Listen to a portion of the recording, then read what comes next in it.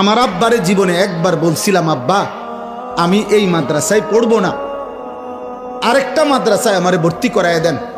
আমার আব্বা বলছিল, ফুত পরের লোকমা ভাত আমার ঘরে খাইও না, সাবধান।